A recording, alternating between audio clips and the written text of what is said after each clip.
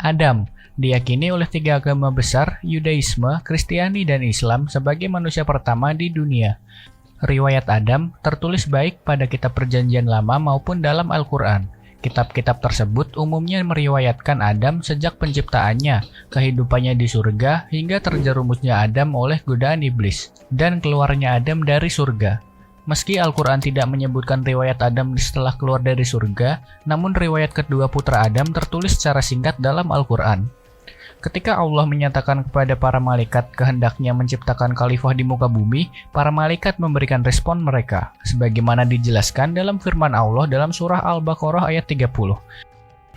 Pertanyaan para malaikat didasarkan pada kekhawatiran bahwa makhluk manusia ini nantinya justru akan membuat kerusakan di muka bumi dan menumpahkan darah. Allah lalu menjawabnya dengan berfirman, "Sungguh aku mengetahui apa yang tidak kamu ketahui."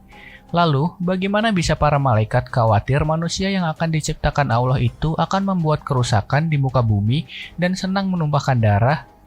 Ada dua kemungkinan jawaban atas pertanyaan ini.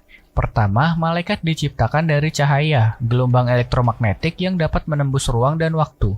Oleh karena itu, malaikat bisa mengetahui apa yang akan terjadi di masa yang akan datang. Dengan begitu, tabiat manusia yang memang nantinya akan bertanggung jawab atas kerusakan lingkungan serta senang berperang telah diketahui oleh para malaikat. Kemungkinan yang kedua, sebelum Adam diciptakan, bumi telah dihuni oleh makhluk seperti manusia atau manusia purba, yang belum tergolong Homo sapiens atau Homo yang besar otaknya sudah sama dengan makhluk modern sekarang ini. Otak manusia purba relatif lebih kecil dibanding otak Bani Adam, dan cara berjalannya pun belum setegak Homo sapiens. Makhluk seperti manusia ini umumnya belum tergolong ke dalam jenis Homo atau manusia, namun sudah menghuni bumi sebelum datangnya Adam. Malaikat dapat mengetahui bahwa dari riwayatnya makhluk-makhluk manusia purba ini sering berperang satu sama lain dan membuat kerusakan di bumi. Sampai saat ini belum ada kesepakatan di antara para peneliti kelompok mana yang merupakan jenis terpisah dan jenis mana yang merupakan kerabat dekat manusia modern.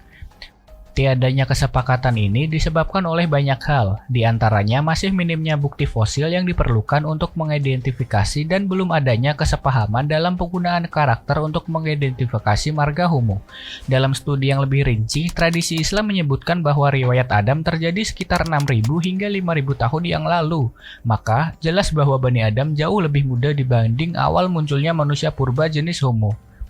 Penciptaan manusia pertama, Adam, dan asal-usulnya manusia selalu menjadi topik diskusi yang penuh kontroversi, utamanya sejak terbitnya buku On the Origin of Species dengan subjudul Survival of the Fittest by Means of Natural Selection, karya Charles Darwin pada tahun 1859.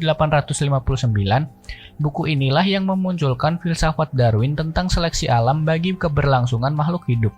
Buku tersebut menjelaskan bahwa makhluk hidup selalu berkembang dari bentuk yang paling sederhana, yaitu makhluk bersel tunggal atau uniseluler menjadi makhluk yang bersel banyak atau multiseluler, alias makhluk tingkat tinggi.